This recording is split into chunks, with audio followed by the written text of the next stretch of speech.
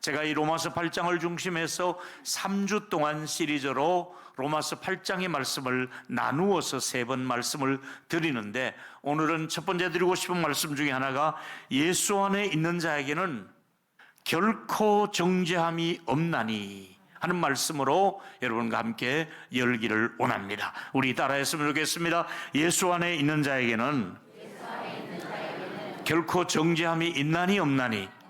없나니. 다시 말하면 이 단어의 정죄라고 하는 뜻은 정할 정자의 허물 죄입니다. 다른 말로 하면 죄를 정한다는 말입니다. 죄를 단정하는 겁니다. 그래서 결국은 죄를 정했다고 판결을 하고 결국은 그 죄의 형벌을 내리는데, 하나님께서 죄를 정하지 않고 형벌을 내리지 않고 단정하지 않겠다는 뜻이 본문 속에 담겨져 있습니다. 여러분, 아담 이후의 모든 인간은 태어날 때부터 원죄를 가지고 태어납니다. 원조상인 원래부터 내려오는 죄, 나하고 상관없이 우리 조상들로부터 죄의 DNA가 우리 안에 전적인 인류의 타락을 통해서 내려오고 있습니다. 다른 말로 드리면 아담 이후의 모든 인간들은 하나님과의 관계가 깨어진 사람들입니다. 하나님과의 관계가 정상적인 관계가 아니라 다 망가진 태로 우리 후손들이 태어나고 그렇게 인류가 살아왔습니다.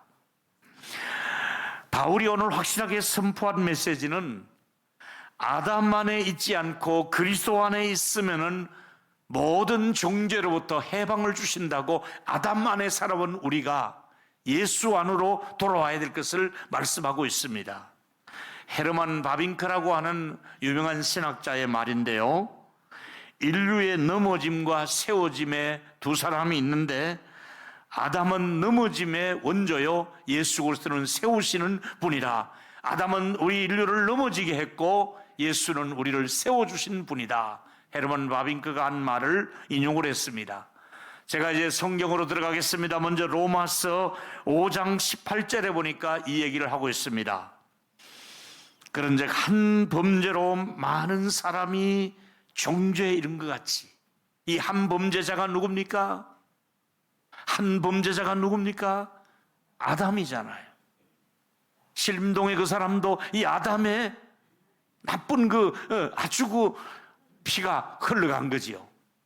뿐만 아니라 한 의로운 분이 계시는데 누굽니까? 예수 그리스도께서 많은 사람을 의롭다 하시고 생명을 주신 것입니다. 아담은 죄를 짓게 만드는 조상이 되었고, 예수는 죄에서 생명을 주시고 해방을 주시려고 예수님이 이 땅에 오신 줄로 믿기를 바랍니다. 아담은 죄의 조상이요, 예수 그리스도는 우리를 살리시는 그런 분이 오신 것이잖아요. 우리가 믿는 것은 예수 믿음으로 말미암아 내가 그리스도와 연합이 된다는 의미도 있고, 예수를 믿는다는 것은 내가 신분의 변화가 오는 거예요. 예수 믿고 나면 바로 죄인에서 의인의 신분으로 신분이 바뀌는 거예요. 또 예수 믿고 나면은 하나님의 상속자가 되는 거예요.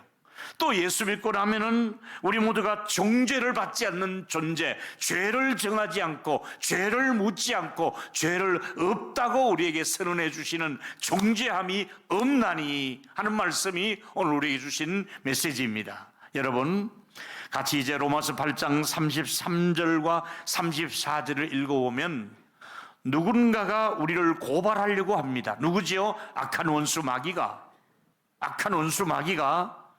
누가 능히 하나님께서 택한 자들을 고발하리요? 하나님 앞에 고발장, 고소장을 자꾸 올리는 거예요.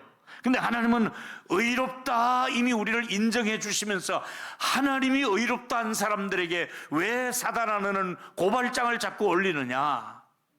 또 그 다음 줄에는 누가 정죄하리요?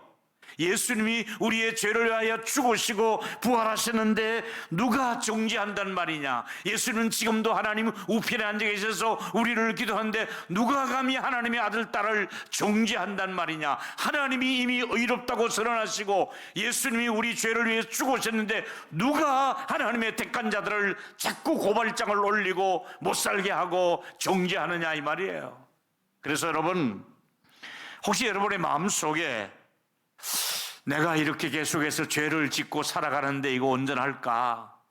내가 언젠가는 하나님 앞에 내가 왕창이 깨지는 것 아닌가? 내가 이러다가 하나님으로 끊어지는 것 아닌가? 내가 이러다가 하나님부터 저주를 받는 것 아닌가?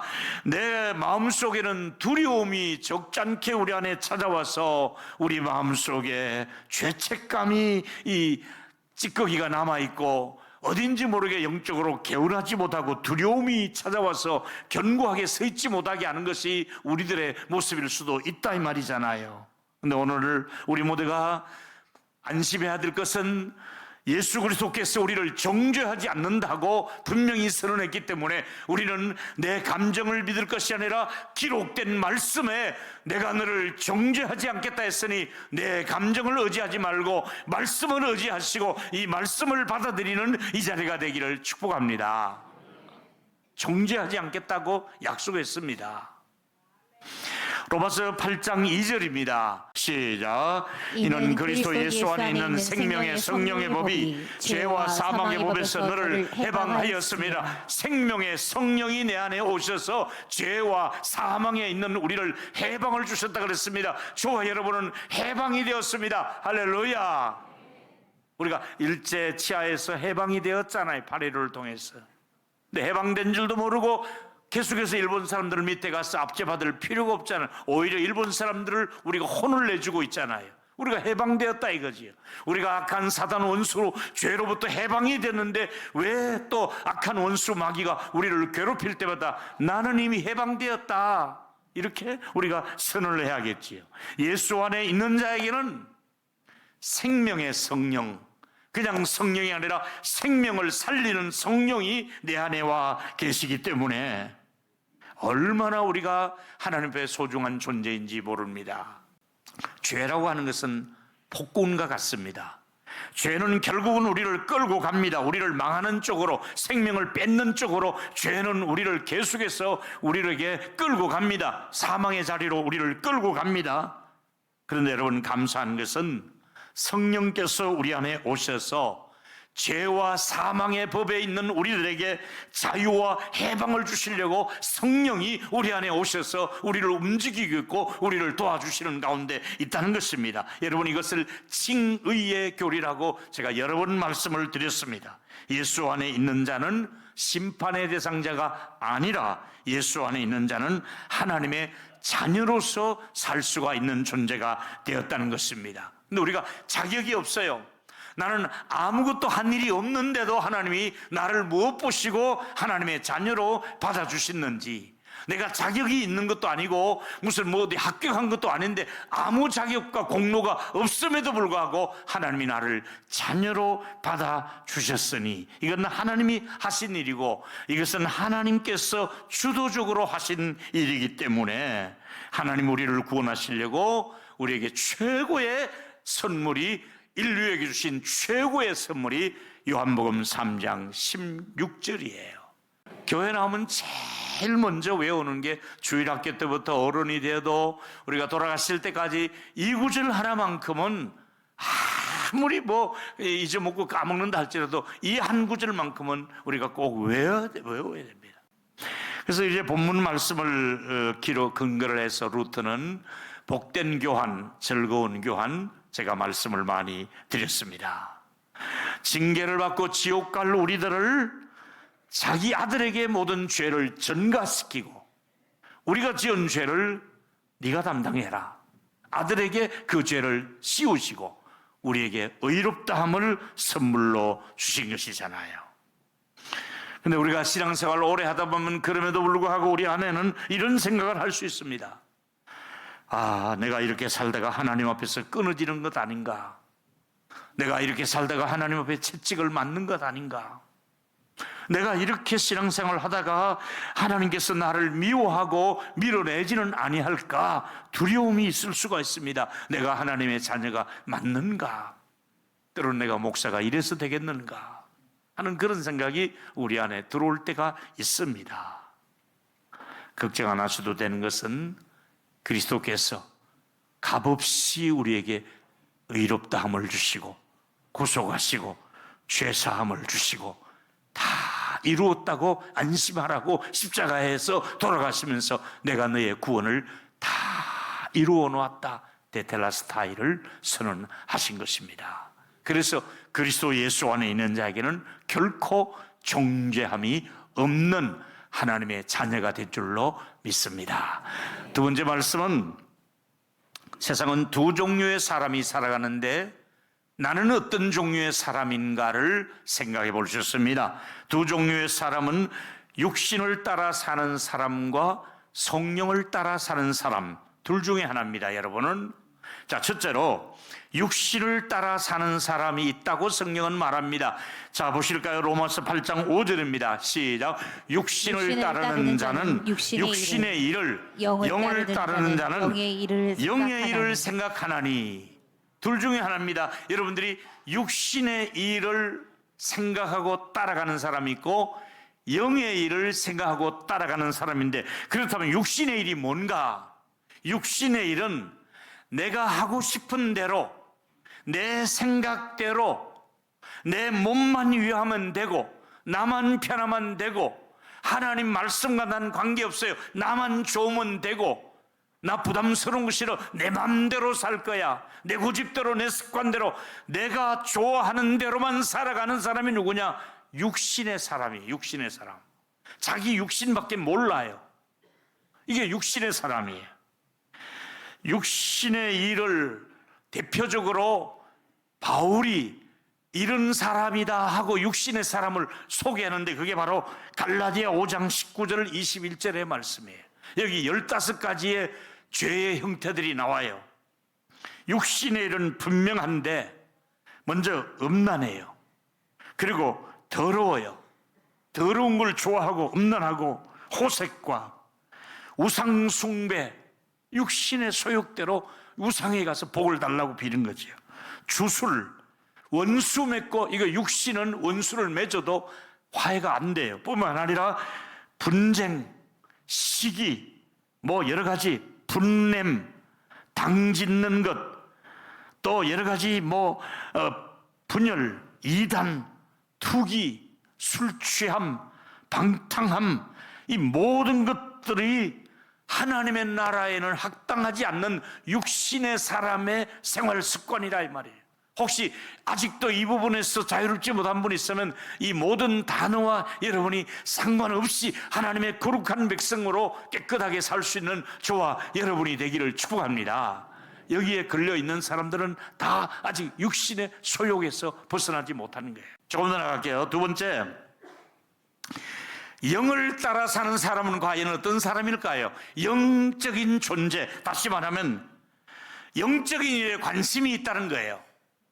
영적인 일에, 육신의 소욕만 아니라 영적인 일에 관심이 있는데, 영적인 일에 관심 있는 사람은 첫 번째가 하나님과의 관계, 나와 이웃과의 관계만 중요한 것이 아니라 나하고 개원이고 동창이고 고향 사람이고 이것만 중요한 게 아니라 내가 하나님과 나 사이가 어떤 관계인가, 이게 중요하고, 내가 하나님의 사랑을 받고 있다, 나 같은 죄인이 무엇인데 하나님의 사랑을 받고 있다는 말인가, 내가 무엇인데 십자가의 사랑이 내게 주어졌다는 말인가, 십자가를 생각하면 생각할수록 감사하고 자랑할 것이 이거밖에 없다. 그리고 하나님의 은혜로 내가 구원을 받게 되다니, 그래서 하나님의 은혜로 내가 직분을 받게 되다니, 하나님의 은혜로 내가 교회를 섬길 수 있는 은혜를 주시다니, 이게 영에 속한 사람은 하나님의 일에 관심이 있고 하나님과 함께하는 것이 즐거운 거예요. 다시 말하면 피도 한 방울 안 섞인 우리가 만나서 교회 안에서 성도 다르잖아요.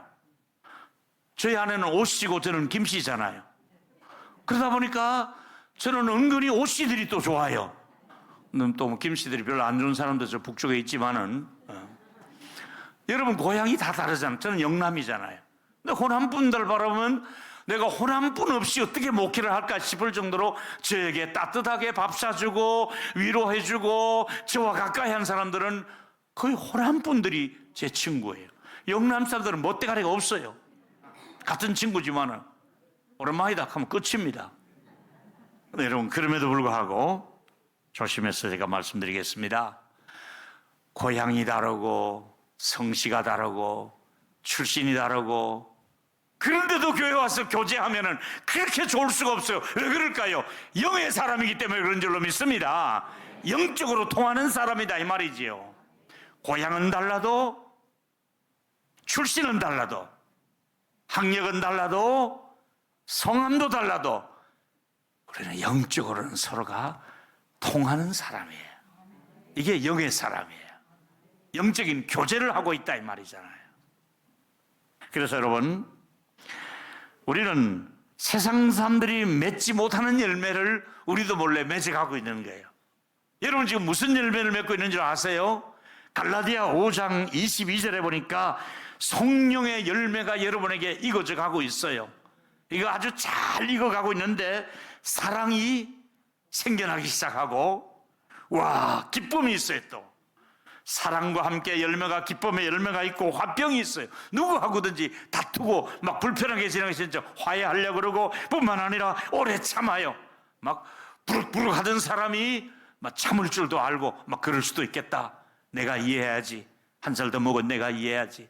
또 직분자인 내가 이해해야지. 그래서 오래 참게 되고, 또 뭡니까? 자비, 또 양성, 충성, 온유, 절제, 뭐 이런 것들이 금지할 수가 없어요.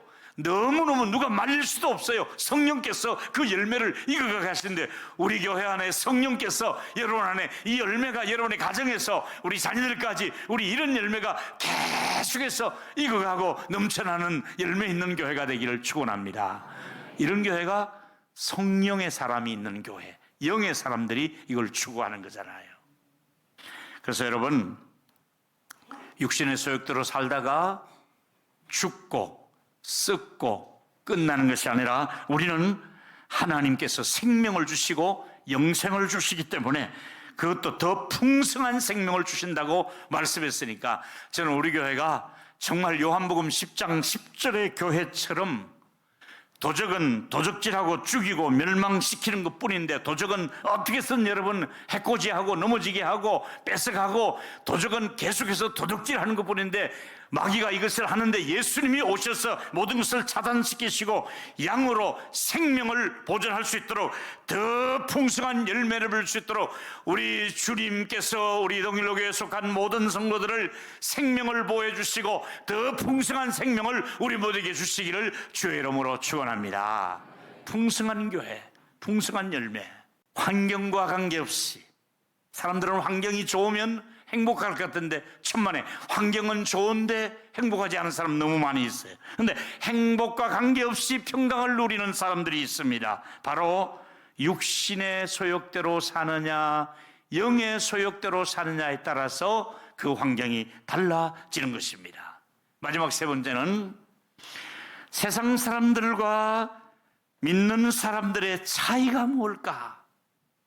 믿지 않는 우리 동네 사람들하고 우리 예수 믿는 사람들에게 차이가 뭘까? 그 차이가 한마디로 말하면 답이 있는데, 세상 사람들은 성령이 함께하지 않는 사람들이고 우리는 성령이 우리에게 인치시고 성령이 나와 함께하는 것이 차이점인 줄로 믿습니다. 성령이 함께하는 사람들, 일반인들은 몰라요 이걸. 자, 그래서 로마서 8장 9절에 보니까 만일 너희 속에 하나님의 영이 거하시면, 하나님의 영이 있는 사람은 어떤 일이 있습니까? 너희 육신에 있지 아니하고 육신대로 살지 아니하고 영에 있나니, 누구든지 그리스도의 영이 없으면 그리스도의 사람이 아니라, 그리스도인이 되는 과정에는 성령이 그리스도인 되게 해주셨다 이 말입니다. 여러분, 예수 믿고 크리스찬이 된 것은 성령께서 예수 믿도록 해주셨고 그리스도인 되게 해주신 줄로 믿기를 바랍니다. 성령이 함께하는 사람들이다 이거지 우리는. 그리고 뿐만 아니라 단호하게 선포한 것 중에 고린도전서 12장 3절에 하나님의 영으로 말하는 자는 예수를 저주할 자가 없습니다. 예수 믿는 사람은, 성령이 함께하는 사람은 예수를 저주하지 않습니다. 또 다른 말로 하면 성령으로 아니하고는 누구든지 예수를 주라고 할 수가 없다. 성령이 도와주지 않으면 우리가 예수를 나의 주라고 받아들일 수도 없고 전할 수도 없으니까, 성령이 여러분 안에 계셔서 예수는 나의 주십니다, 세상 사람들을 향해서 예수는 우리의 주님이십니다 하고 전하는 것은 성령이 우리 안에 계셔서 이 일을 진행하고 있는 것을 믿기를 바랍니다. 성령이 예수 믿게 해주신 거예요. 이제 로마서 8장 11절은 죽음의 자리에서도 성령이 함께 하는 거예요. 예수를 죽은 자 가운데서 살리신 이의 영이 너희 안에 거하시면, 그리스도 예수를 죽은 자 가운데 살리신 이가 너희 안에 거하심으로 그의 영으로 말미암아 너희 죽을 몸도 살리라. 우리가 죽을 몸이잖아요. 그런데 죽어 있는 우리도, 허물과 죄로 죽었던 우리를, 죽어 있는 우리를 예수의 영이, 성령이 우리 안에 오셔서 우리를 살려주십니다. 우리를 살리시는 분이 누굽니까? 여러분 안에 지금 계시는 성령님이 여러분을 살리시는 줄로 믿습니다. 성령이 여러분을 살리신다는 거예요. 그래서 성령의 충만함을 받아야 되는 거예요. 성령의 인도함을 받아야 되는 거예요. 성령의 충만함은 고무풍선에 그냥 풍선 자체 가만 놔둬도 공기는 그 안에 있어요. 쭈글쭈글해도 공기는 있어요. 근데 충만함이 뭐냐? 빵빵하게 불어넣으면 빵빵에 들어가서 하늘을 띄울 수가 있어요. 성령이 여러분 안에 충만해야 되는 거예요. 이것이 고무풍선에 바람 빠진 것처럼 그렇게 인생을 살지 말라. 충만하게 하나님의 나라를 향해서 올라가야 되는 거예요. 우리는 어떻게 살아야 될까? 이제 로마서 8장 12절 13절, 빚진 자로 살라. 하나님의 은혜에 대한 빚이 있어요. 우리가 하나님의 사랑에 대한 빚이 있어요. 우리가 하나님 우리에게 이런 은혜를 주시는데 어떻게 살아야 될까요? 육신대로 살면 반드시 죽을 것이로되 영으로서 몸의 행실을 죽이면 살리라. 영의 인도를 받아서 육신의 소욕대로 살아가는 몸의 행실을 죽이라는 거예요. 이게 참 어려워요. 성령이 나를 도와주실 때 육신의 소욕대로만 살아가는 내 몸의 행실을 죽일 수 있는 힘을 주시고, 성령의 소욕대로 살아갈 수 있는 이길 힘을 주시거든요. 몸의 행실을 죽으라 했으니까 여러분, 다시 말씀드립니다. 본질대로 혹은 나아가서 원하는 여러분의 그 욕구대로만 살지 마시고 성령의 소욕대로 살아야만이 행복하고 또 기쁨이 있을 줄로 믿습니다. 행복하고 자유롭게 살고 싶으면 또 다른 말들입니다. 성령의 인도하심을 받아야만이 만족한 삶을 살 수가 있습니다. 따라했으면 좋겠습니다. 성령님과 함께 하지 아니하면 만족할 수가 없습니다. 이번에 성령 충만함을 더 받아라고 3일간에 여러분에게 특별 기회를 드리는 거예요. 노은 순복음교회로 오셔서 제 설교 때도 물론 오시고 기도해 주시고 다른 분의 설교를 들으시면서 5번 다 참석하면 좋겠고, 또 못 참석하더라도 적어도 2-3번은 꼭 참석하셔서 우리 은혜 받는 자리에서 이 시대에도 은혜를 받아야 되니까 더 충만하게 받는 자리가 되기를 소원합니다. 제가 어떤 책을 보다 보니까 청교도 신학자 중에 목사님들이 존 오웬이라고 하는 분의 책을 많이 읽습니다. 저도 몇 권 가지고 있습니다. 이분의 책 중에 이런 얘기가 있습니다. 죄를 죽이지 않고 방치하면 죄가 너희를 죽일 것이다. 죄를 죽이지 않으면 재미도 없고 신나지도 않은 인생을 살게 될 것이다. 죄를 짓게 되면 그 죄가 여러분을 죽음의 자리로 끌고 간다는 얘기입니다. 죄를 버리고 성령이 원하시는 영적인 그 이끌림을 받는 저와 여러분이 되기를 바랍니다.